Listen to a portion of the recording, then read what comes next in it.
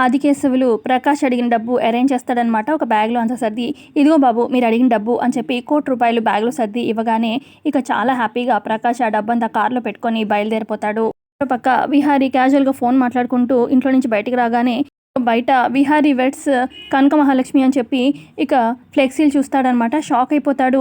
ఏంటిది అని చెప్పి ఇది నిజమేనా అన్నట్టుగా చాలా షాక్లో ఉంటాడు. అదే టైంకి కార్లో వెళ్తున్న ప్రకాష్ వాయిస్ మెసేజ్ పంపిస్తాడనమాట విహారీకి. ఇక వాయిస్ మెసేజ్ వింటూ ఉంటాడనమాట విహారీ.